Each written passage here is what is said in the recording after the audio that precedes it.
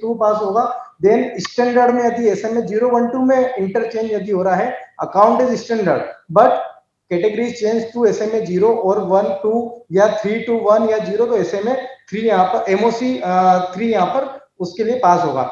ये एक simple format है। यहाँ पर MOC का जो फॉर्मेट होता है इसमें क्या क्या चीजें हैं इसको मैं आगे एक बार कवर करता हूँ। MOC 2 का फॉर्मेट है। MOC 1 is very simple. MOC 2 format is the most critical format, क्योंकि यहाँ पर कितना इंटरेस्ट अमाउंट था जो उस अकाउंट में क्रेडिट कर लिया बट रियलाइज नहीं हुआ, जिसको हम अनरियलाइज इंटरेस्ट भी बोलते हैं, उसका कैलकुलेशन यहाँ पर अलग होगा। यहाँ पर कितना उसका सिक्योर पोर्शन है जो अकाउंट आप एनपीए करना चाह रहे हैं उसका यहाँ पर जो है वो मेंशन अलग से होगा। तो इस तरह से MOC 2 का जो फॉर्मेट है ये बैंक टू बैंक वेरी करता है, बट नॉर्मल एक स्टैंडर्ड फॉर्मेट जो है ये सब चीजें उसमें कवर होती है। देन MOC 3 जैसा मैंने आपको बताया कि स्टैंडर्ड टू स्टैंडर्ड में यदि सब क्लासिफिकेशन यदि चेंज हो रहा है तो उसमें MOC 3 फॉर्मेट जो हम यहाँ पर यूज में ले सकते हैं। इसमें अनरियलाइज इंटरेस्ट का पोर्शन हमें कैलकुलेट करना नहीं होता है, क्योंकि स्टैंडर्ड यदि अकाउंट है तो उसमें यदि कोई इनकम बैंक रिकॉग्नाइज कर रहा है तो एज पर नॉर्म्स वो इनकम का पार्ट बनेगा, सब्जेक्ट टू यदि वो अकाउंट एनपी क्लासिफाई होता है तो उस केस में हमको ये चेक करना होगा कि कितना पोर्शन था इंटरेस्ट अनरियलाइज इंटरेस्ट का जो आज की तारीख में बैंक को रिकवर नहीं हुआ। तो वो अनरियलाइज इंटरेस्ट का पार्ट जो कैलकुलेशन है वो एक थोड़ा सा टफ टास्क होता है फॉर पासिंग द MOC। अब यहाँ पर जो MOC 3 का फॉर्मेट है, नेचर ऑफ किस किस तरह से MOC पास हो सकती है। पहला, relating to suggested changes in balance sheet. यदि आपको लगता है कि कोई भी बैलेंस शीट आइटम जो एज ऑन 31 मार्च बैंक ने अपनी बुक्स में दिखाया है वो आपके हिसाब से प्रॉपर नहीं है तो उसके लिए आप MOC पास कर सकते हैं बैलेंस शीट आइटम्स के लिए। चेंज इन P&L आइटम्स, जैसा मैंने बताया, balance sheet item MOC 1, P&L item MOC 1। Suggested changes in advance portfolio of the bank, यदि एडवांस के पोर्टफोलियो में कोई चेंज होता है तो उसके लिए MOC पास हो सकती है। यदि आउटस्टैंडिंग बैलेंस रिलेटेड कुछ है तो उसके लिए MOC पास हो सकती है। यदि ईयरली रिटर्न्स और प्रोविजंस है तो उसके लिए MOC पास हो सकती है। यदि अकाउंट्स में कुछ भी चेंज हो रहा है रिगार्डिंग क्लासिफिकेशन उसके लिए हम यहाँ पर MOC पास कर सकते हैं। और reconciliation balance in interest not collected amount, मतलब कि अनरियलाइज इंटरेस्ट हम इसको बोलते हैं, उसके लिए यहाँ पर MOC पास हो सकती है। या फिक्स एसेट्स रिलेटेड है तो इन सब के लिए यहाँ पर MOC पास हो सकती है। क्या कारण है, reason for MOC with justification. यदि एज एन ऑडिटर आप MOC पास कर रहे हैं, क्योंकि सेंट्रल ऑडिटर्स को ये बहुत तकलीफ आती है जोनल लेवल जब कंसोलिडेशन होता है सभी ब्रांचेस का उस जोन की, कि जो MOC फिल होती है नॉर्मली MOC 1 जो है वो ब्रांच ऑडिटर्स की जिम्मेदारी होती है कि वहां पर सिस्टम में डलवाए। MOC 2 और 3 जो होती है वो आप सिंपल साइन करते हैं, जोनल लेवल पर वो MOC जाती है, सेंट्रल ऑडिटर जो भी है उसको वहां पर उसके पर्टिकुलर प्लम सिस्टम में जो है उसको MOC को पंच करवाता है। तो उस टाइम पे हमको ये देखने को मिलता है कि कई ब्रांच ऑडिटर्स आज भी MOC सही से पास करना में मतलब घबराते हैं, या बोल सकते हैं कि आधी अधूरी MOC पास करते हैं। तो यदि आप MOC पास कर रहे हैं प्लीज बी श्योर, सिर्फ ईगो सेटिस्फेक्शन के लिए MOC पास नहीं करना है हमें। आपके पास जस्टिफिकेशन होना चाहिए, आपके पास प्रॉपर रीजन होना चाहिए कि आप किस बेसिस पे, किस नॉर्म्स के हिसाब से, किस नोटिफिकेशन के हिसाब से, किस सर्कुलर के हिसाब से आप MOC पास कर रहे हैं।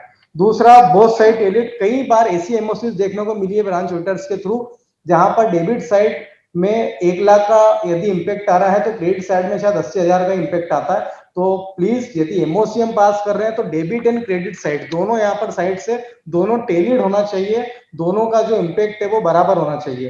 Total of reclassification of advance, जब आप रिक्लासिफिकेशन करते हैं एडवांसेस का तो इसमें कितना सिक्योर पोर्शन है, कितना अनसिक्योर पोर्शन है, कितना गारंटेड है एंड कितना अलग अलग सेक्टर वाइज एडवांसेस है। ये MOC 2 का जो फॉर्मेट मैंने आपको बताया था उसमें स्पेसिफिकली ये पूछा गया है कि प्रायोरिटी सेक्टर है, नॉन प्रायोरिटी सेक्टर है, यदि वो गारंटेड है, नॉन गारंटेड है, सिक्योर है, अनसिक्योर है। क्यों सिक्योरिटी अमाउंट यहाँ पर इंपेक्ट करती है, क्योंकि जो प्रोविजनिंग होती है इन NPA अकाउंट्स वो टोटली डिपेंड करती है कि उसका पोर्शन कितना सिक्योर है, कितना अनसिक्योर है। क्योंकि जो आईरेक नॉर्म्स बोलते हैं RBI के, उसके हिसाब से हमें सिक्योर पोर्शन के लिए अलग से रिजर्व बनाना है, अनसिक्योर पोर्शन के लिए अलग से रिजर्व बनाना है। तो यदि प्रोविजंस अलग अलग बनने हैं यहाँ पर तो MOC में वो चीज इन डिटेल आपको बताना होगी कि क्लासिफिकेशन आप कर रहे हैं तो कितना उसका सिक्योर पोर्शन है, कितना अनसिक्योर पोर्शन है। इसके बाद इम्पैक्ट ऑफ इनकम रिकग्निशन, यदि आप प्रोडेंशियल नॉर्म्स के हिसाब से कोई भी चेंज यहाँ पर सजेस्ट हो रहा है ऑन इनकम रिकॉग्निशन, तो the impact if any on the provisioning of the asset is also to be, मतलब यदि इनकम पार्ट में यदि आपको इफेक्ट देना चाह रहे हैं, वहां पर कोई एमओसी आप पास करना चाह रहे हैं, तो असेट पार्ट या उसका जो सेकंड पार्ट है, सेकंड साइड उसका कितना इम्पैक्ट है वो भी आप लोगों को जज करना पड़ेगा। नील एमओसी सर्टिफिकेट, कई जगह ऐसा होता है कि एमओसी पास नहीं करना, पर as a statutory branch auditor आप लोगों की जिम्मेदारी है कि यदि एमओसी की अमाउंट नील है तो आपको नील लिखकर उस एमओसी पर 1 2 3 तीनों फॉर्म पर साइन करके बैंक मैनेजर के साइन लेके उसको डॉक्यूमेंट करना है। यदि एमओसी का कोई अमाउंट नहीं है उसके बावजूद, this is the part of our documentation, this is the part of audit report, mandatory है, यदि अमाउंट नहीं है तो भी आपको नील सर्टिफिकेट साइन करके एमओसी लेना है। साइन बाय ब्रांच मैनेजर, कई बार ये होता है कि ब्रांच मैनेजर जो है उस पर साइन नहीं करते हैं या सिर्फ ऑडिटर अपना साइन करके उसको आगे भेज देता है फॉर सेंट्रल ऑडिटर, तो ये गलत प्रैक्टिस है। ब्रांच मैनेजर के साइन उसको होना चाहिए ताकि वो रिकॉग्नाइज कर सके कि हाँ ये चीज हमने उनको एक्नॉलेज करके और आगे उसके हिसाब से पास करा के हमने आगे भेजी है। MOC 1 is required to be punching in the system at the time of audit by branch auditor, but MOC 2 and 3 can be punched at zonal office level by the central auditor. Then points क्या क्या consider करने हैं जब आप MOC पास कर रहे हैं? सबसे पहले कैलकुलेशन ऑफ अनरियलाइज्ड इंटरेस्ट, सबसे टफेस्ट कैलकुलेशन मैं इसको मानता हूं when you are passing in MOC.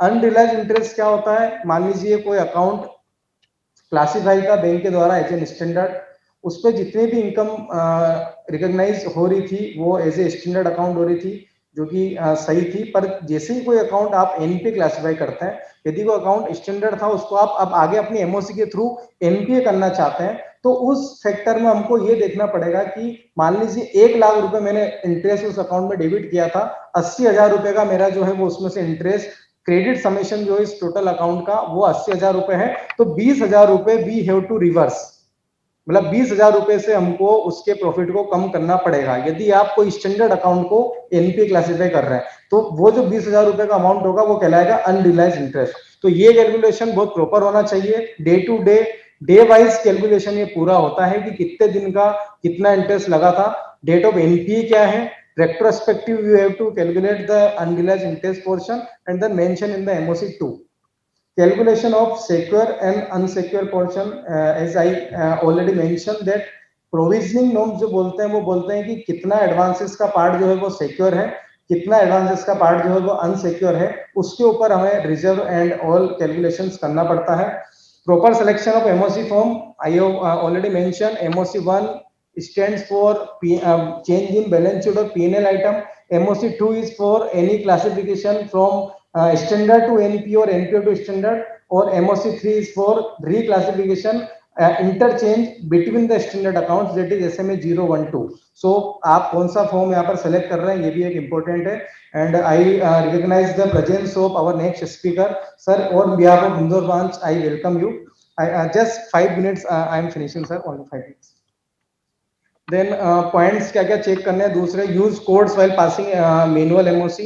यदि आप एमओसी को मैनुअल पास कर रहे हैं तो उसमें कोड्स आपको लिखना होगा, वो वहां पर दोनों तरफ डेबिट साइड और क्रेडिट साइड मैंने जो फॉर्मेट आपको बताया उसमें मेंशन करना है। Proper review of date of NPA, आप यदि किसी अकाउंट को एनपीए करना चाहते हैं तो पहले ये आप उसमें चेक करना होगा कि आपको उसका डेट क्या रखना है, from which date the account will be classified as NPA, क्योंकि एनपीए क्लासिफिकेशन का जो इम्पैक्ट है वो जब आपने आइडेंटिफाई करा तब से वो अकाउंट एनपी नहीं होगा, आपने आइडेंटिफाई करा पर उसका इफेक्ट किस अकाउंट किस डेट से आपको उसका इफेक्ट देना है वो डेट यहाँ पर इंपॉर्टेंट होती है, क्योंकि रेट्रोस्पेक्टिव यदि आप कोई अकाउंट को एनपीए कर रहे हैं तो उसका क्लासिफिकेशन भी उस हिसाब से चेंज होगा।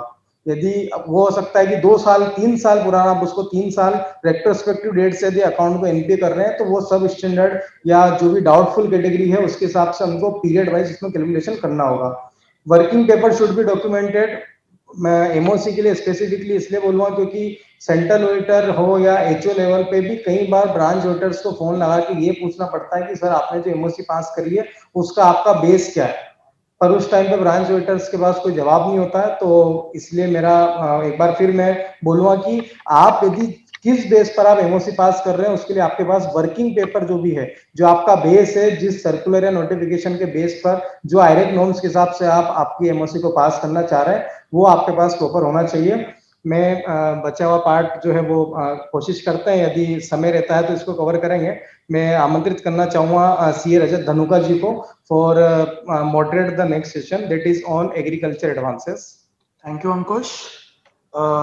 After the lunch session, we welcome you again to the 2 days bank audit conference.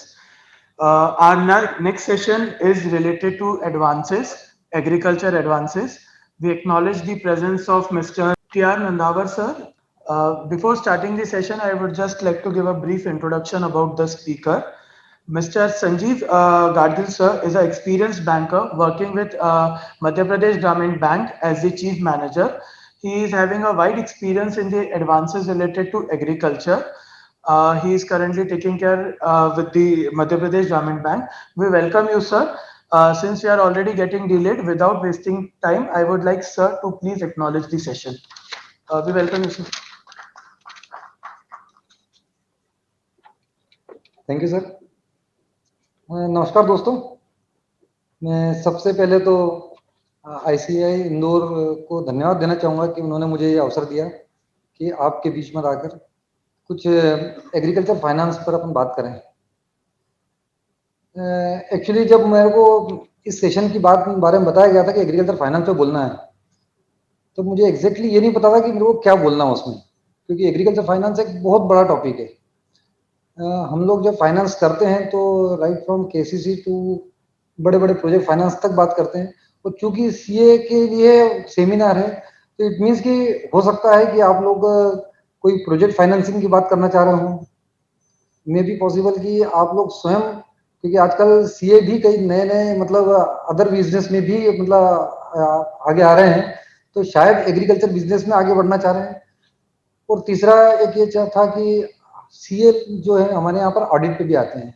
Bank का मतलब जो स्टेचुटरी ऑडिट होता है वो आप लोगों के माध्यम से होता है, तो उससे रिलेटेड भी कुछ क्वेरीज हो सकती है। तो मैंने कोशिश की है कि इस सेशन में मैं एग्रीकल्चर फाइनेंस के ऊपर आप लोगों की जो भी क्वेरीज है, कोई शंकाएं हैं, उसको दूर कर सकूं। मैं आपको थोड़ा सा मेरा इंट्रोडक्शन बता दूं कि मैं मध्य प्रदेश ग्रामीण बैंक में हेड ऑफिस इंदौर में ही पदस्थ हूँ। एज ए क्रेडिट डिपार्टमेंट को हेड कर रहा हूँ मैं। 1991 में मैंने इस बैंक को ज्वाइन किया था और मुझे लगभग 15 से 20 साल का एक्सपीरियंस केवल हेड ऑफिस में काम करने का है। तो इसके अलावा मतलब ब्रांच लेवल पे भी काफ़ी काम किया है। तो मुझे ये जरूर मालूम है कि आप लोग जब ऑडिट पर आते हैं तो क्या देखते हैं और क्या देखना चाहिए आपको, और उस वक्त जो जो क्वेरीज आपकी होती है तो उसको भी मतलब कैसे दूर किया जाता है। तो मैं काफ़ी एसोसिएट रहा हूँ मतलब जो भी हमारे ऑडिटर्स आए हैं उनके साथ। फ्रेंड्स, थोड़ा सा एग्रीकल्चर फाइनेंस के बारे में स्टार्ट करने के पहले कि एग्रीकल्चर फाइनेंस क्या है और क्यों जरूरी है। जैसा कि आप सभी जानते हैं कि हमारा देश है वो कृषि प्रधान देश है। हमारी जो इकोनॉमी है पूरी की पूरी एग्रीकल्चर के ऊपर डिपेंड है। इसमें जो स्मॉल और मार्जिनल फार्मर्स हैं उनका लगभग 83% का शेयर एग्रीकल्चर के अंदर होता है। 60% of population depends on partially off fully employment on agriculture. ये हमारे देश की वास्तविकता है। एग्रीकल्चर जो है ये कंट्रीब्यूट करता है लगभग 20% अपने जीडीपी को। हालांकि ये अभी भी इसके अंदर काफ़ी बढ़ोतरी की संभावना है हम कर सकते हैं, लेकिन फिर भी, क्योंकि अगर आपको याद हो तो 1950-51 के आसपास जब एग्रीकल्चर का जीडीपी में परसेंटेज 50% से ऊपर हुआ करता था, जो आज घटते हुए 20% के ऊपर आ गया है। 52% एग्रीकल्चर हाउसहोल्ड्स, और ये माना गया है कि वो कर्ज में हैं जिन्होंने एग्रीकल्चर फाइनेंस ले रखा है। लेकिन जो उसमें अबाउट 60% ऑफ आउटस्टैंडिंग लोन जो है वो फ्रॉम इंस्टीट्यूशनल सोर्सेज से। इट मीन्स कि 40% जो अभी भी एग्रीकल्चर लोन है वो नॉन इंस्टीट्यूशनल सोर्सेज से, अर्थात जो मनी लेंडर्स हैं, जो जिनको अपन कहते हैं कि साहूकारों के चुंगल में फंसे हुए किसान हैं, वो आज भी लगभग 40% मतलब ऐसे कर्जदार है किसान हैं जो साहूकारी प्रथा के अंदर अभी भी हैं।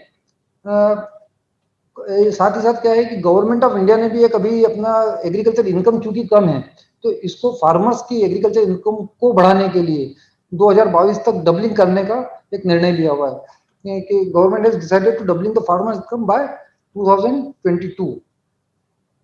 फार्मर्स की इस स्थिति को देखते हुए जो मैंने अभी आपको बताया कि लगभग 40% फार्मर्स जो है अभी भी हमारे मतलब जो फॉर्मल एग्रीकल्चर क्रेडिट से उससे जुड़े नहीं हैं। तो ये स्थिति जब 1968 में जब आरबीआई ने इसको देखा था, तब उन्होंने नेशनल क्रेडिट काउंसिल एक एस्टेब्लिश हुई थी, उसके तहत इन्होंने बात करी थी। तो एग्रीकल्चर सेक्टर को बढ़ाने के लिए, not only agriculture sector but also MSME और जो भी प्रायोरिटी सेक्टर्स हैं उनको बढ़ाने के लिए एक मीटिंग हुई थी और उसके अंदर उन्होंने प्रायोरिटी सेक्टर कॉन्सेप्ट दिया गया था। प्रायोरिटी सेक्टर कॉन्सेप्ट के अंदर उन्होंने सभी बैंकों को कुछ टारगेट्स अलॉट किए थे।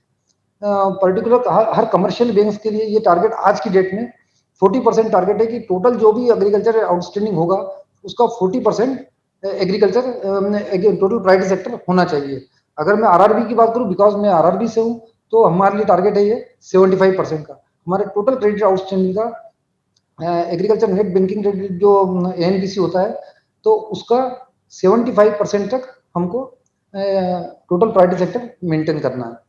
यहाँ पर अपन एग्रीकल्चर की बात करें कि एग्रीकल्चर को कैसे प्रायोरिटी दी है इसमें भी, तो आउट ऑफ मतलब टोटल आउटस्टैंडिंग 18% हमको एग्रीकल्चर का मतलब मेंटेन करना है।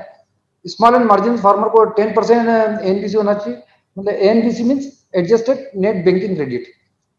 माइक्रो एंटरप्राइजेस के लिए 7.5% का टारगेट है और वीकर सेक्शन के लिए यहाँ 15% का टारगेट रखा गया है। तो अगर अपन प्रायोरिटी सेक्टर के अंदर अगर एग्रीकल्चर की बात करते हैं, तो एग्रीकल्चर को प्रायोरिटी सेक्टर में 3 पार्ट के अंदर डिवाइड किया गया है। फर्स्ट पार्ट था फार्म क्रेडिट, सेकंड है agriculture infrastructure and third one is agri ancillary activities. हम थोड़ा सा शॉर्ट में इसको अपन देख लें कि एग्रीकल्चर फार्म क्रेडिट में क्या है, क्योंकि जब भी आप मतलब जब ऑडिट भी करते हैं तो निश्चित रूप से आपको इन सब चीजों का मतलब थोड़ा सा अगर ओवरव्यू मालूम है, थोड़ा सा जानकारी है, तो शायद आप लोग जब फाइल्स देखते हैं वहां पर या एनपीए को जो गणना करते हैं तो आपको जरूर इसके अंदर हेल्प मिल सकती। तो हम लोग जो लोन्स देते हैं एग्रीकल्चर तो फार्म क्रेडिट के अंदर, तो इंडिविजुअल फार्मर्स को कोई भी हम लोन देते हैं, एसएचजी को जो लोन दे रहे हैं या जेएलजी को जो लोन दे रहे हैं, वो एग्रीकल्चर या एलाइड एक्टिविटीज के लिए, तो वो फार्म क्रेडिट का पार्ट होता है। यहाँ पर क्रॉप लोन्स भी आ जाते हैं। इसके अलावा medium and long term loans जो कि फार्म मैकेनाइजेशन के लिए या माइनर इरिगेशन के लिए या अदर लैंड डेवलपमेंट एक्टिविटीज के लिए ये जो लोन हम देते हैं, या एलाइड एक्टिविटीज से आप समझ सकते हैं कि जो डेयरी फार्मिंग होती है या पोल्ट्री फार्मिंग है या गोट्री फार्मिंग है, इस प्रकार से जो एलाइड जो मतलब कृषि से सहायक जो व्यवसाय है उनको यदि हम कोई फाइनेंस कर रहे हैं तो एलाइड एक्टिविटीज होते हैं। प्री एंड पोस्ट हार्वेस्टिंग के लिए भी जो हम फाइनेंस करते हैं वो भी फार्म क्रेडिट का पार्ट होता है। अगर हम 50 लाख तक का अगर warehouse receipt against loan देते हैं, वेयर हाउस टू फार्मर्स, तो वो भी फार्म क्रेडिट का पार्ट है। डिस्ट्रेस फार्मर को यदि हमने लोन दिया है, मतलब मैंने जो आपको बताया कि साहूकारी प्रथा के अंदर जो फार्मर्स हैं जिन्होंने लोन ले रखा है, उनके लोन को चुकाने के लिए अगर हम कोई फाइनेंस करते हैं तो वो भी फार्म क्रेडिट का पार्ट हो जाता है। किसान क्रेडिट कार्ड आप सभी भली भांति जानते हैं कि केसीसी के अंदर जो हम फाइनेंस करते हैं, नॉर्मली केसीसी में हम लोग क्रॉप लोन्स के देते हैं, बट क्रॉप लोन्स प्लस मैंने अभी ऊपर जो आपको लोन्स बताए तो वो सभी भी इसके अंदर कवर हो सकते हैं। स्मॉल एंड मार्जिनल फार्मर्स के लिए एग्रीकल्चर लैंड को परचेस करने के लिए भी कोई लोन दिया जाता है तो वो भी फार्म क्रेडिट का पार्ट है। इसके अलावा अभी आपने देखा होगा कि कारपोरेट्स को अगर कोई फाइनेंस करना है तो कारपोरेट फार्मर से या एफपीओ या फार्म प्रोड्यूसर्स ऑर्गेनाइजेशन या इंडिविजुअल फार्मर्स की कोई कंपनी बनी है, पार्टनरशिप फर्म्स हैं, तो इनको भी यदि अगर हम डायरेक्ट एग्रीकल्चर या एलाइड एक्टिविटी के लिए कोई लोन देते हैं अप टू 2 करोड़ तक की लिमिट के लिए, तो वो भी फार्म क्रेडिट का पार्ट होंगे। ये फार्म क्रेडिट के बाद में सेकंड चीज है एग्रीकल्चर इंफ्रास्ट्रक्चर। अभी गवर्नमेंट भी इस एग्रीकल्चर इंफ्रास्ट्रक्चर को बढ़ाने के लिए काफी प्रयासरत है। तो हम कोई भी कंस्ट्रक्शन से रिलेटेड यदि एग्रीकल्चर कंस्ट्रक्शन से रिलेटेड यदि कोई फाइनेंस करते हैं स्टोरेज फैसिलिटीज के लिए, तो वो फार्म एग्रीकल्चर इंफ्रास्ट्रक्चर का पार्ट होगा। जैसे वेयर हाउस मार्केटिंग, गोडाउन के निर्माण, ये सब इसके अंदर आते हैं। कोल्ड स्टोरेज वगैरह जो बनाते हैं तो वो भी इसी का पार्ट है। Soil conservation, watershed developments, plant tissue culture आदि काफी इसके अंदर है कि जो एग्रीकल्चर इंफ्रास्ट्रक्चर के पार्ट हैं।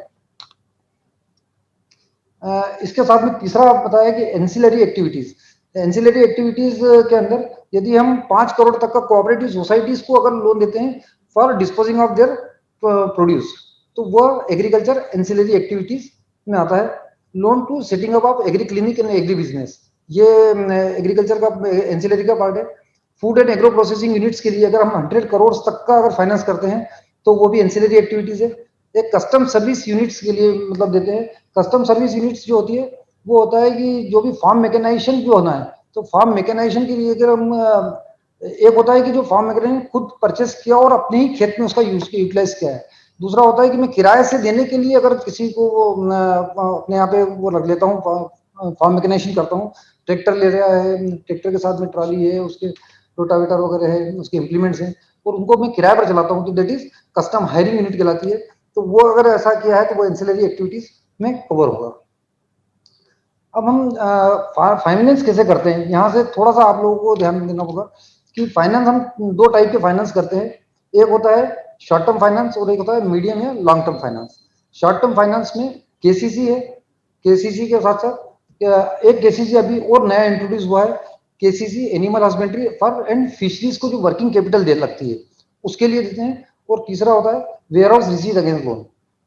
तो मीडियम टर्म और लॉन्ग टर्म लोन जो मैंने अभी आपको बताया कि farm mechanisation, minor irrigation, land development, plantation, allied activities like dairy, poultry, goatery, fisheries, agriculture infrastructure loan, ancillary activities, ये सभी हम मीडियम टर्म लोन के रूप में देते हैं।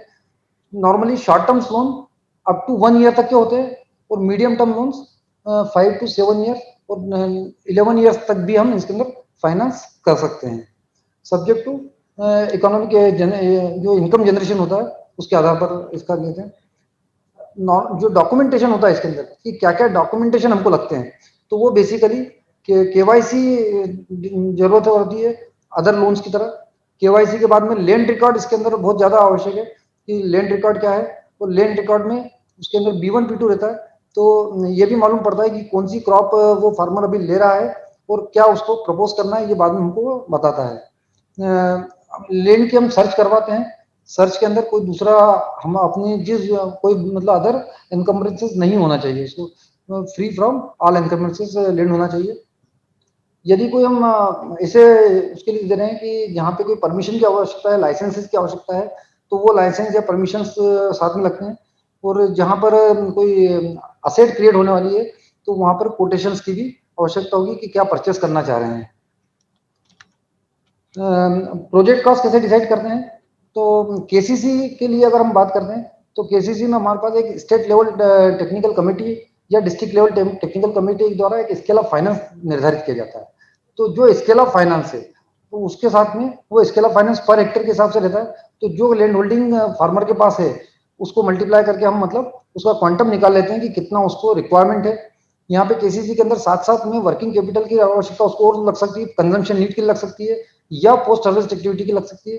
तो जो हमारा क्रॉप प्रोडक्शन की जो हिसाब से जो लिमिट आती है उसका हम 10% कंजम्पशन नीड के लिए देते हैं और 20% जो हम आवश्यकता रहती है वो उसको फार्म असेट्स मैनेजमेंट के लिए देते हैं। तो इस प्रकार हम केसीसी की लिमिट निकालते हैं। यहाँ पर आप लोगों को थोड़ा सा इस पर जरूर ध्यान देना है कि मैंने जो 3 लिमिट आपको बताई है पर्टिकुलर स्पेसिफिक करके, तो वो इसलिए बताइए कि आपको मालूम है कि इसके अंदर सबवेंशन रहता है। मैं सबवेंशन का लास्ट में बताऊंगा आपको।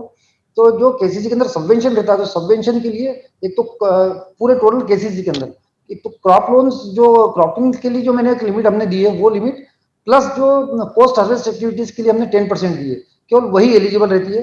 टोटल एंटायर लिमिट उसके लिए एलिजिबल नहीं होती है। तो फार्म मेंटेनेंस एक्टिविटी के लिए जो हमने 20% दिया है वो लिमिट सबवेंशन के लिए एलिजिबल नहीं होती है।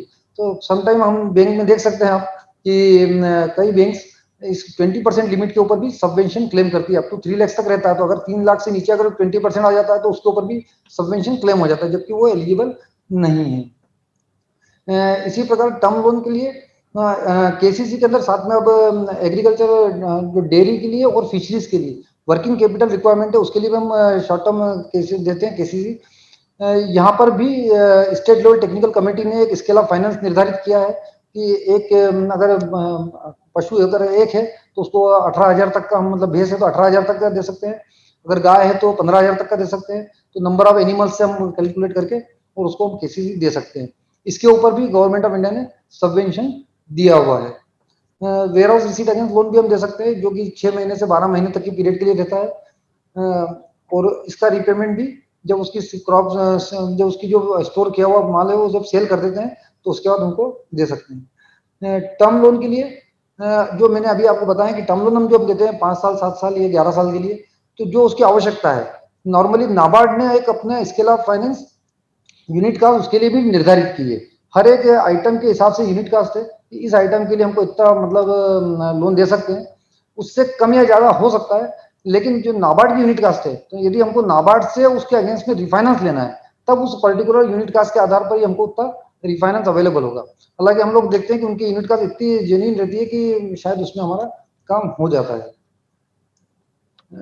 मार्जिन मनी की रिक्वायरमेंट, अभी जो मार्जिन मनी की रिक्वायरमेंट एग्रीकल्चर, टोटल एग्रीकल्चर के अंदर, मतलब चाहे वो शॉर्ट टर्म हो या मीडियम टर्म हो या लॉन्ग टर्म हो, 1,60,000 तक किसी भी प्रकार की कोई मार्जिन मनी की आवश्यकता नहीं है। केसीसी के अंदर कोई मार्जिन मनी नहीं लगती है। एक्चुअली केसीसी में जो फार्मर्स या उनकी फैमिली का जो लेबर है उसको हम मार्जिन मनी के रूप में काउंट करते हैं। तो वहां तो सीधे हमने स्केल ऑफ फाइनेंस से ही इसका निर्धारण हो जाता है। लेकिन जो अदर देन केसीसी है, वहां पर हमको 1,60,000 तक किसी प्रकार की मार्जिन मनी की आवश्यकता नहीं है। और उसके बाद में हम 10 से लेकर 25% तक अलग अलग स्कीम के हिसाब से मार्जिन मनी की आवश्यकता होती है, जैसी आवश्यकता होगी। टर्म लोन के अंदर अगर हम बात करें तो 15 से 25% तक की मार्जिन मनी है। यहाँ पर एक और सिक्योरिटी की जब बात आती है, तो सेम सिक्योरिटी के अंदर भी ऐसा ही है कि 1,60,000 तक किसी प्रकार की कोई सिक्योरिटी या कोलेटरल सिक्योरिटी की आवश्यकता नहीं है। लेकिन 1,60,000 से ऊपर हमको सिक्योरिटी, कोलेटरल सिक्योरिटी की आवश्यकता होती है। नॉर्मली कृषि से रिलेटेड है तो एग्रीकल्चर लैंड को हम मॉर्गेज करते हैं। एग्रीकल्चर लैंड के अलावा हम थर्ड पार्टी गारंटी भी ले सकते हैं। ये आवश्यक नहीं है। ये अगर आवश्यक, मतलब जो भी सेंक्शनिंग अथॉरिटी जो उसके ऊपर डिपेंड करता है कि वेदर वो थर्ड पार्टी गारंटी ले रहा है या नहीं। अगर लैंड मॉर्गेज किए तो फिर गारंटी की आवश्यकता नहीं है। जो भी प्रपोजल का अप्रेजल होता है या वायबिलिटी चेक होती है, तो निश्चित रूप से केसीसी के अंदर तो मैंने आपको बताया कि क्योंकि पूरा कैलकुलेटेड रहता है, स्केल ऑफ फाइनेंस के आधार पे ही उसको फाइनेंस करना रहता है, तो वहां पर तो हमको कोई भी अदर वायबिलिटी या कोई चेक करने की जरूरत नहीं। केवल ये देखना होता है कि जो प्रपोज क्रॉप उसने दी है, समटाइम मतलब क्रॉपिंग पैटर्न जो रहता है, तो क्रॉप उस पर्टिकुलर क्षेत्र में होती है, जो एनवायरमेंट से मतलब हो सकती है, उसी क्रॉप को फाइनेंस करना चाहिए। तो वो उसके जो B1 P2 के आधार पर हमको मालूम पड़ता है कि पिछले 5 साल से वो कौन सी मतलब क्रॉप ले रहा है और अब वो कौन सी क्रॉप लेना चाह रहा है। समटाइम फार्मर्स क्या करते हैं कि हो सकता है कि किसी की स्केल ऑफ फाइनेंस ज्यादा है तो वो बोलते हैं सर इस वाली क्रॉप के लिए मेरे को फाइनेंस कर दीजिए। लेकिन यही एक ध्यान रखना है कि जो क्रॉप वो वास्तव में लेना चाहता है, तो उसी क्रॉप के लिए हमको फाइनेंस करना है, उसके दूसरी क्रॉप के लिए नहीं करना चाहिए।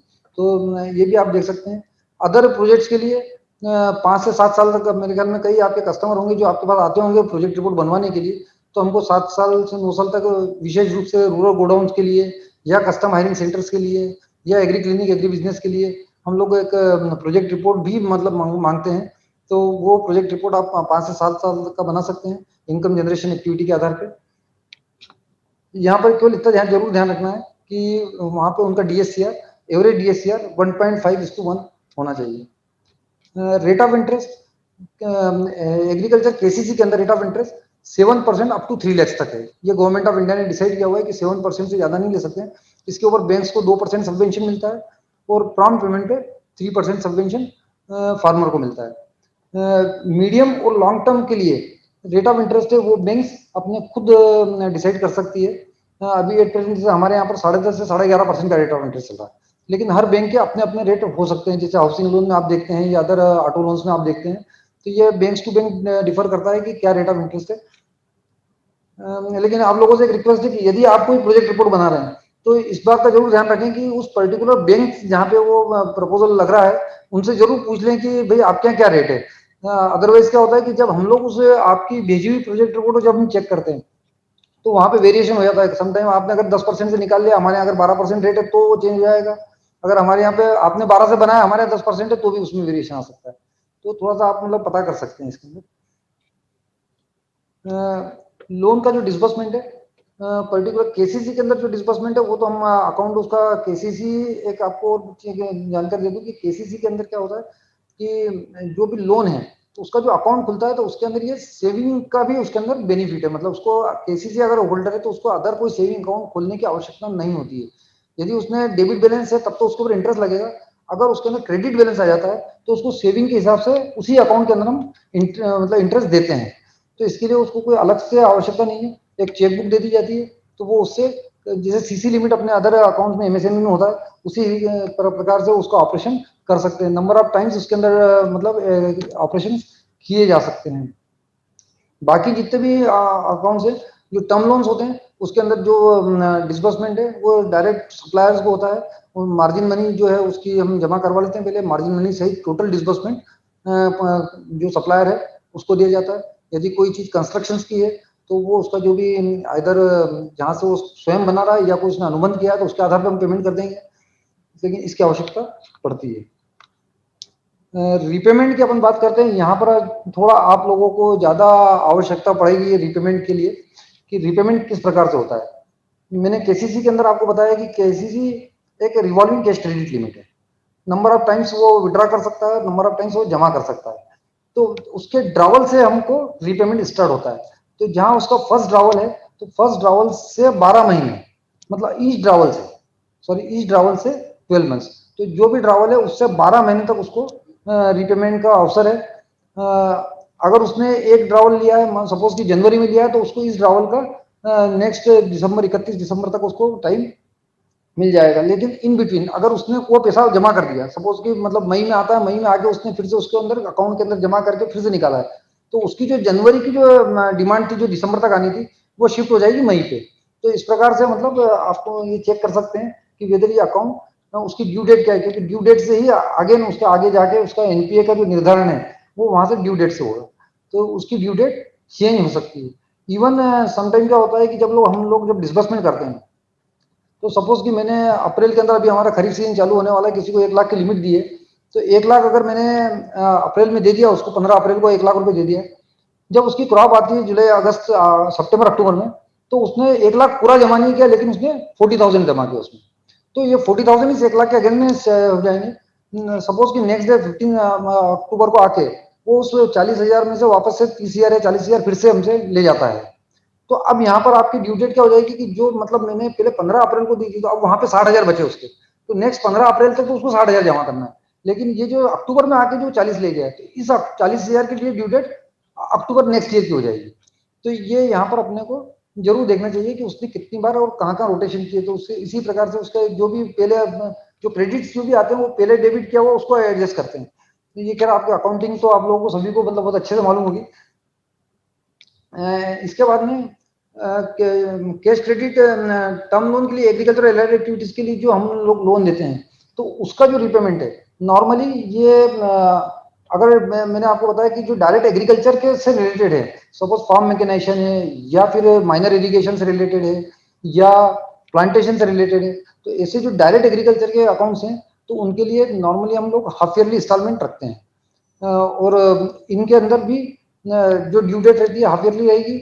और इसके अलावा जो एलाइड एक्टिविटीज से रिलेटेड है, जहाँ पे मंथली इनकम जनरेट होती है, जैसे कि डेयरी है, तो इस यहाँ पर हम मंथली इंस्टॉलमेंट रखते हैं। तो यहाँ पर दोनों जगह आपको ध्यान रखना पड़ेगा कि ये जो मंथली रहती है, तो एग्रीकल्चर एलाइड एक्टिविटीज के लिए हमको 90 डेज नॉर्म्स को फॉलो करना पड़ता है। और जहाँ पर 12 महीने का हम या एग्रीकल्चर पर ही डिपेंड है, तो वहाँ पर एनपीए के नॉर्म्स अलग हो जाते हैं, वहाँ पे क्रॉपिंग सीजन का इशू आ जाता है। तो इंटरेस्ट इंस्टॉलमेंट अगर 12 महीने की है तो वो दो शॉर्ट ड्यूरेशन क्रॉप में सीजन में दो क्रॉप सीजन के लिए उसको ड्यू डेट से 2 क्रॉप सीजन मतलब या फिर 1 साल। सपोज कि अगर मैंने बताया आपको कि अप्रैल तक का अगर उसका था कि अप्रैल में ले गया एक, मतलब उसने 15 अप्रैल तक वापस से पैसा जमा नहीं किया है, तो इसका मतलब उसको ड्यू डेट पे वो नहीं आया, तो ड्यू डेट से मेरे को 2 क्रॉप सीजन और उसको देना पड़ेंगे, तो 1 साल और हो जाएगा। मतलब कोई भी अकाउंट को डिसबर्समेंट से वो 2 साल तक एनपी नहीं होगा, 2 साल के बाद में अगर उसने पैसा नहीं भरा तो उस कंडीशन में वो एनपी होगा। अगर लॉन्ग ड्यूरेशन क्रॉप है, जैसे कि अपने यहाँ पे अगर आपने देखा होगा कि गन्ना है, केला है, इस प्रकार के लॉन्ग ड्यूरेशन क्रॉप है, लॉन्ग ड्यूरेशन क्रॉप जो भी डिसाइड होता है वो भी एसएलबीसी के द्वारा डिसाइड होता है। तो जहाँ लॉन्ग ड्यूरेशन क्रॉप है तो वहाँ पे 2 क्रॉप सीजन नहीं होता बल्कि एक ही क्रॉप सीजन होता है।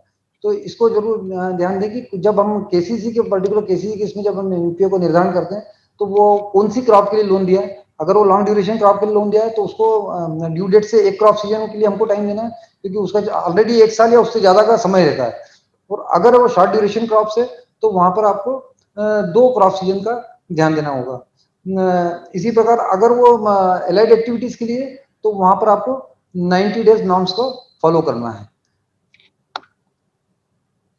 बाकी एनपीए के अंदर तो आप लोग सभी जानते हैं कि जब अगर अकाउंट 1 साल तक जिस दिन उसका ड्यू डेट आती है और अगर ड्यू डेट तक उसका पैसा नहीं आया उसके बाद 1 साल तक वो एनपीए नहीं होगा। 1 साल के बाद में जब वो एनपीए होता है तो 12 महीने तक सब स्टैंडर्ड में रहता है। 12 महीने के बाद में 2 साल तक वो D1 में रहेगा। D1 से उसके 1 साल तक वो D1 में रहेगा। उसके बाद में 2 साल तक D2 में रहेगा। उसके बाद में D3 रहेगा। प्रोविजनिंग नॉर्म्स अगर आप लोग कभी आरआरबी में भी अगर ऑडिट कर रहे हैं तो थोड़े से यहाँ से अलग है। जैसे सब स्टैंडर्ड में आपने देखा होगा कि सिक्योर्ड पोर्शन में 15% का प्रोविजन होता है और अनसिक्योर्ड पोर्शन पर 25% का प्रोविजन होता है। लेकिन अभी आरआरबीज में सिक्योर्ड पोर्शन पर 10% का प्रोविजन है और अनसिक्योर्ड पोर्शन पे 20% का प्रोविजन है। इसी प्रकार D1 पे जहाँ कमर्शियल बैंकों में 25% का प्रोविजन करना है नेट आउटस्टैंडिंग का, वहीं पर आरआरबीज के अंदर ये अभी भी 20% है D1 में। D2 के अंदर जो अभी प्रोविजन आपने देखा होगा कि ये कमर्शियल बैंकों में 40% है, लेकिन आरआरबीज के अंदर ये अभी भी 30% है। D3 के अंदर अगेन मतलब 100% प्रोविजन कमर्शियल बैंकों में भी 100% है, साथ ही साथ आरआरबीज में भी 100% प्रोविजन है। तो D3 एंड जो लॉस असेट्स है वहां पर पूरा 100% प्रोविजन किया जाना है। तो केवल सब स्टैंडर्ड D1 और D2 तक थोड़ा सा प्रोविजनिंग का अंतर है आरआरबीज और अदर बैंक्स में, कमर्शियल बैंकों में, अदरवाइज सेम है।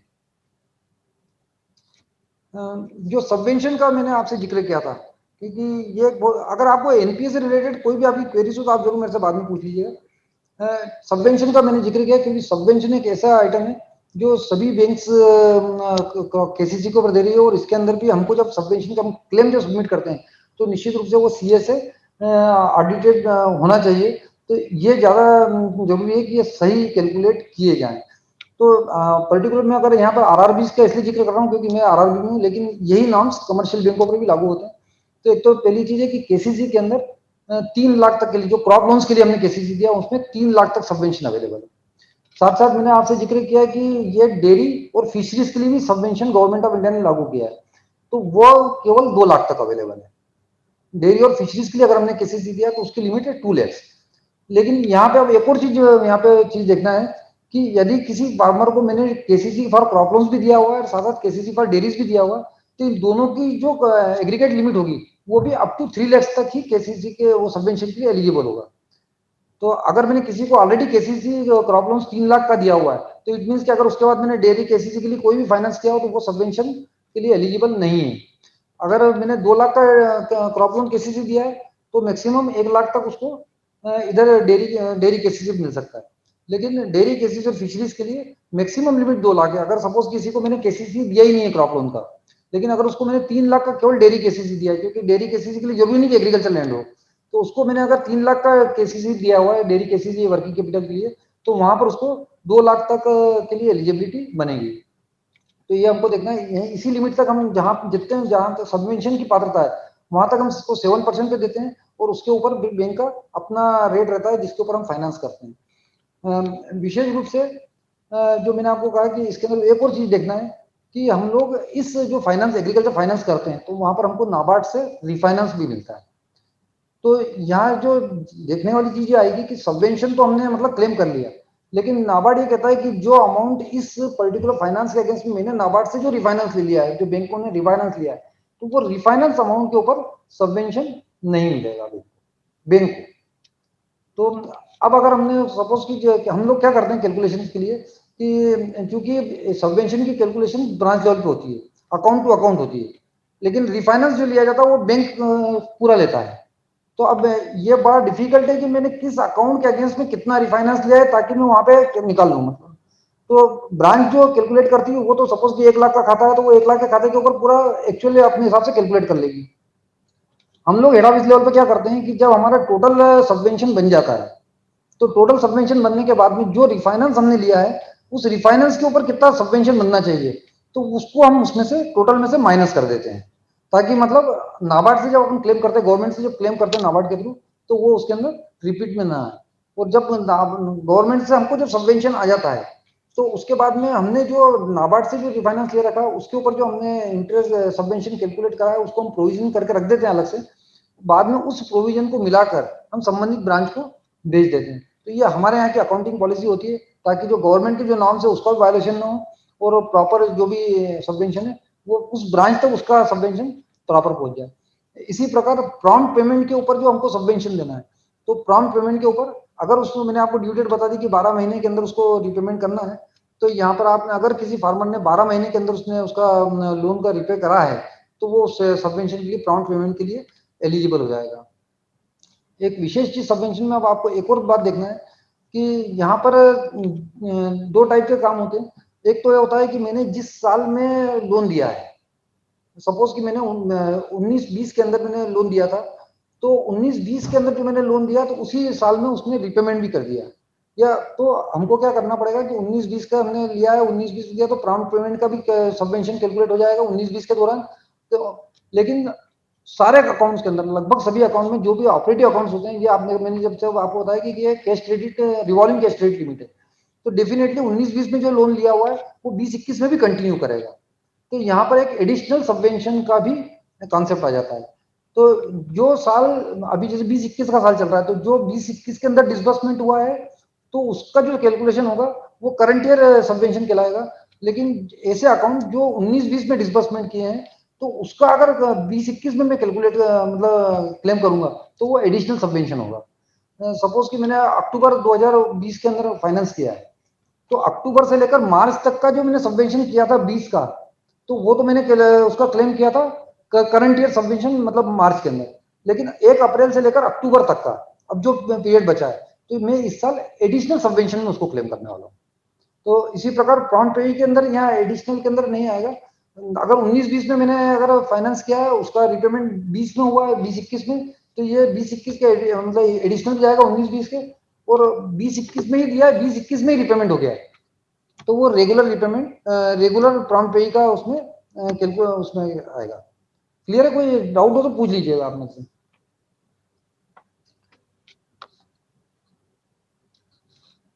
इसी प्रकार गवर्नमेंट ऑफ इंडिया ने कुछ सब्सिडी स्कीम्स जारी की है। DDS की स्कीम है जिसमें सब्सिडी अवेलेबल है। एग्रीकल्चर मार्केटिंग इंफ्रास्ट्रक्चर पर सब्सिडी अवेलेबल है। पोली हाउस और शेडनेट फाइनेंसिंग के ऊपर सब्सिडी अवेलेबल है।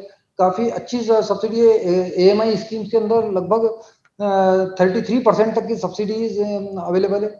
पोली हाउस में अगर आप नेशनल हॉर्टिकल्चर बोर्ड से अगर किसी ने लिया है, तो वहाँ 50% तक की सब्सिडी अवेलेबल है। एग्री क्लिनिक एग्री बिजनेस में 44% तक की सब्सिडी गवर्नमेंट देती है, जिसमें एग्रीकल्चर ग्रेजुएट हो सकता है।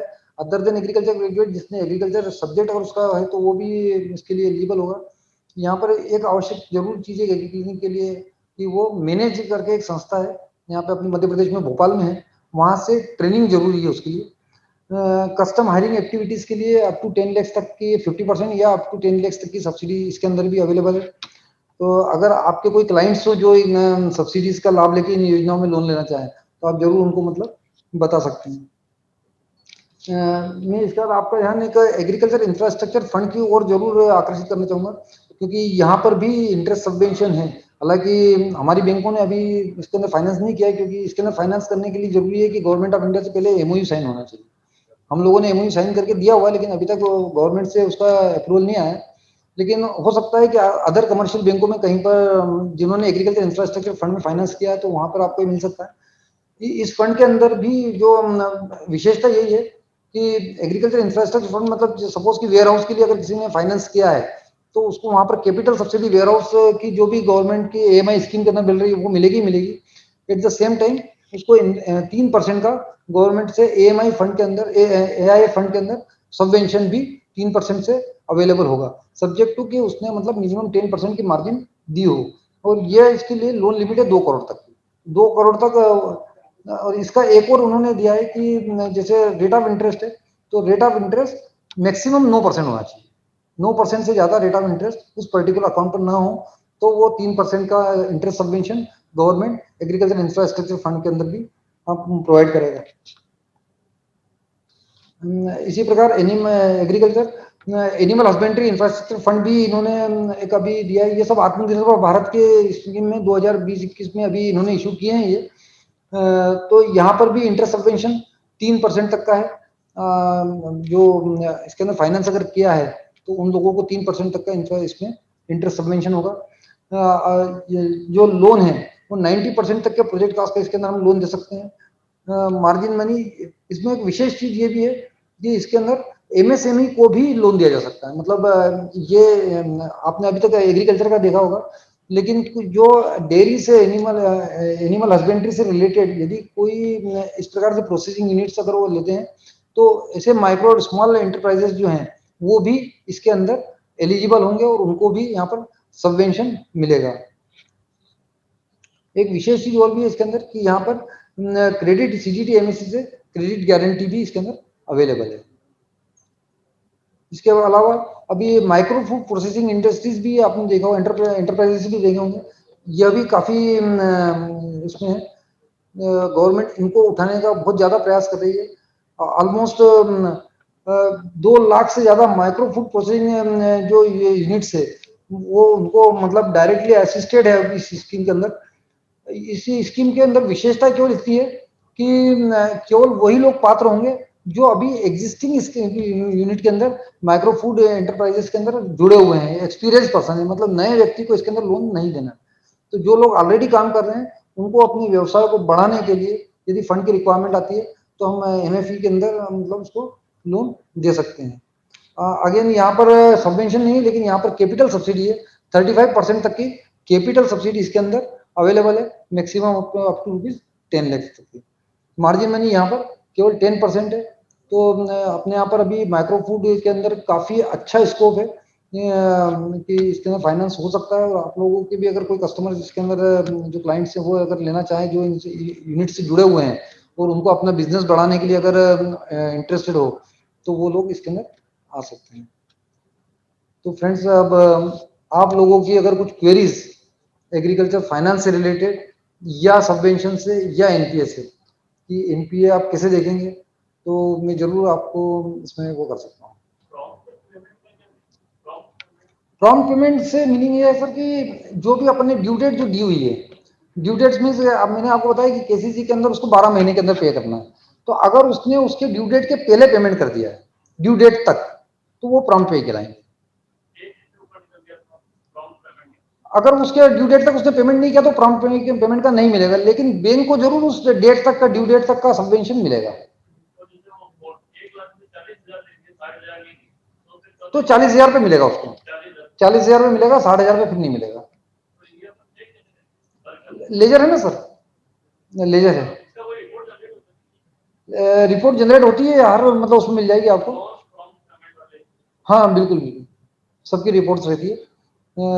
आपको वहां पे अकाउंट का लेजर भी मिल जाएगा। जैसे पर्टिकुलर बड़े बड़े अकाउंट से आप चेक कर सकते हैं। अभी मेरे को एकदम से याद आ गया जो एक चीज इसके अंदर छूट गई थी। विशेष रूप से आप अगर अभी देखेंगे तो मैंने आपको अभी 12 महीने की बात करी है, लेकिन बिकॉज ऑफ कोविड-19 अभी 6 महीने का मोरेटोरियम पीरियड चला था। तो इसके इस मोरेटोरियम पीरियड में जहां पर जो इंस्टॉलमेंट 1 मार्च 2020 से लेकर 31 अगस्त 2020 तक के अंदर जो ड्यू थी तो उनको 6 महीने का मोरेटोरियम गवर्नमेंट ने दिया है। तो वो मतलब मोरेटोरियम इसके ऊपर भी लागू हुआ है। तो सपोज कि किसी की जैसे अप्रैल 2020 में मतलब ड्यू थी तो उसने अप्रैल 2020 में नहीं भर के वो अगस्त में आके पैसे भरता है तो वो भी मतलब प्रॉम्प्ट पेमेंट में काउंट होगा। और उसको अभी हम लोग जो सबवेंशन भी जो 12 महीने काउंट कर रहे हैं तो वो भी हम मतलब 18 महीने तक जा सकेंगे उसमें। तो ये एक अलग से पर्टिकुलर इस साल के लिए उन्होंने मतलब सबवेंशन में दिया है कि सबवेंशन के लिए एलिजिबल होंगे जो मोरेटोरियम पीरियड के अंदर जिन्होंने पेमेंट कर दिया है। हाँ, एक्चुअली इसलिए लिखा था मैंने कि केसीसी जो लिमिट होती है तो केसीसी लिमिट जो हम सेंक्शन करते हैं वो फॉर 5 ईयर सेंक्शन करते हैं। किसी की भी जैसे मैंने आपको बताया कि एक कैलकुलेशन बताया था मैंने आपको कि क्रॉपिंग पैटर्न का जो उसका क्रॉपिंग पैटर्न के साथ scale of finance plus area उसको मल्टीप्लाई करके हम एक लिमिट पे निकलेंगे। उसके बाद में हम 10% उसको पोस्ट हार्वेस्ट एक्टिविटी के लिए ऐड करेंगे, 20% हम फार्म मेंटेनेंस एक्टिविटी के लिए ऐड करेंगे। तो this limit is for first year. अब हमको देना है उसको 5 साल के लिए, तो हम हर साल उसको प्रोग्रेसिव लिमिट 10% 10% 10% करेंगे। सपोज कि ये मेरी टोटल लिमिट 1 लाख आती है फर्स्ट ईयर के लिए, तो नेक्स्ट सेकंड ईयर के लिए मेरी 1,10,000 हो जाएगी, थर्ड के लिए 1,21,000 हो जाएगी, तो और उसके बाद में फिर एक 21 के ऊपर 12 लगा लूंगा, मैं 1,33,000 हो जाएगी, और 1,45,000 की लिमिट मेरी अगर 5वें साल पे आती है, तो मैं इस बंदे को, जो इस फार्मर को हम सेंक्शन करूंगा लोन 1,45,000। लेकिन फर्स्ट ईयर की जो उसकी ड्राइंग होगी, वो उसकी ड्राइंग लिमिट होगी 1 लाख। तो मेरा लोन सेंक्शन हुआ 1,45,000 फॉर 5 ईयर। फर्स्ट ईयर में मैं उसको अलाउ करूंगा 1 लाख तक का, सेकंड ईयर में उसको मैं 1,11,000 तक का अलाउ करूंगा, थर्ड ईयर में उसको 1,21 का अलाउ करूंगा। हाँ हाँ बिल्कुल, तो वो उसकी जो ड्राइंग लिमिट अलग अलग हो जाती है।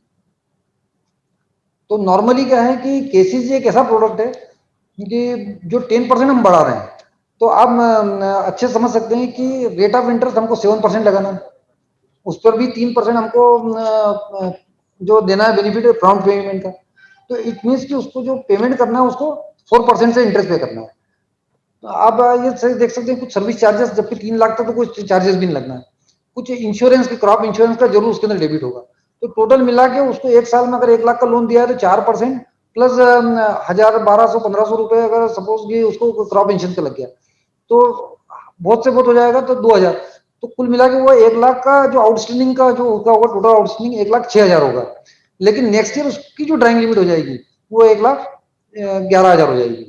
तो इट मीन्स कि अगर वो अकाउंट को ऑपरेट करता है तो उसको उसकी जेब से कुछ भी नहीं देना, उसको अकाउंट ऑटोमेटिक ही चलता रहेगा। तो कभी भी केसीसी खाते, नॉर्मली मैं अपने मतलब जब भी ब्रांचेस से बात करता हूँ तो मैं कहता हूँ कि केसीसी का कोई भी खाता एनपीए कभी नहीं होना चाहिए, क्योंकि उसको तो उसकी जेब से कुछ लाना ही नहीं है ना। वो जितना भी उसको देना है रिपे करना है, उससे ज्यादा तो मतलब बैंक आगे नहीं फिर उसको दे रही है। बट उसके बावजूद भी कुछ सर्कमस्टेंसेस होते हैं, मतलब कि जिसकी वजह से अकाउंट्स एनपी हो जाते हैं। लोन नहीं, लोन माफी हो गई थी, तो लोन माफी का जिनको मिला था उनको एडवांटेज मिल चुका है, पैसा आ गया था उनके अकाउंट में जमा हो गया, वो तो डायरेक्ट अकाउंट में आया था।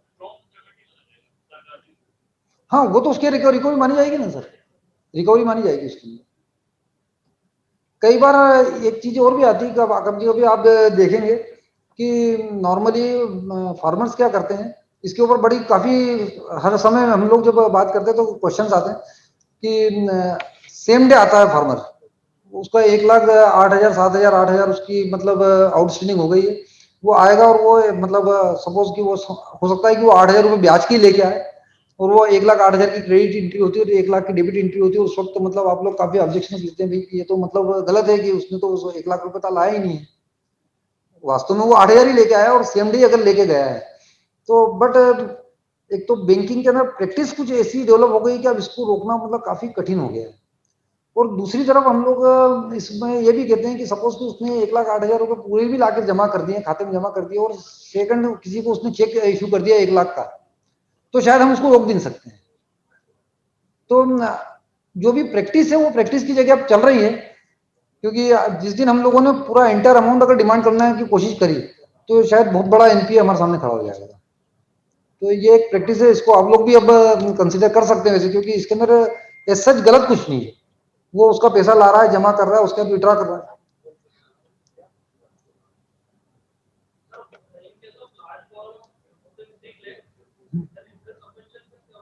इंटरेस्ट सबवेंशन 3 लाख तक देना है सर, वो 10 लाख का भी होगा तब भी 3 लाख तक देना है।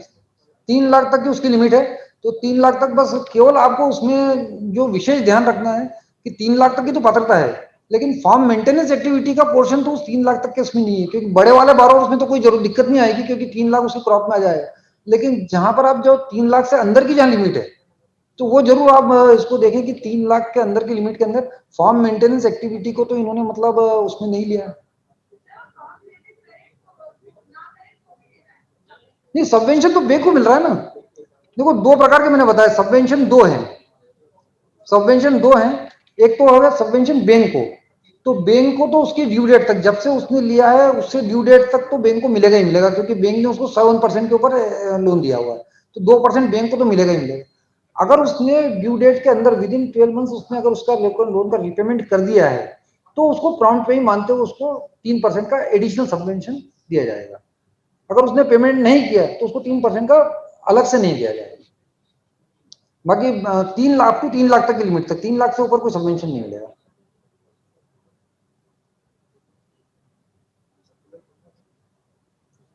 और कोई क्वेरी सर? हाँ, जिस दिन उसका ओवरड्यू हो जाता है तो जैसे सिंस वो ओवरड्यू हुआ तो उसका मतलब है कि अब उसको 7% की जो पात्रता थी वो खत्म हो गई है, तो हमारा जो कॉन्ट्रैक्ट का जो रेट है वो चालू हो जाता है। जैसे हमारी बैंक के अंदर 7% है, लेकिन अदरवाइज हमारा 10.5% है, तो हम लोग फिर 10.5% कर देते हैं उसको। नहीं नहीं, ड्यू डेट के बाद, क्योंकि ड्यू डेट तक तो हम सबवेंशन क्लेम कर रहे हैं ना।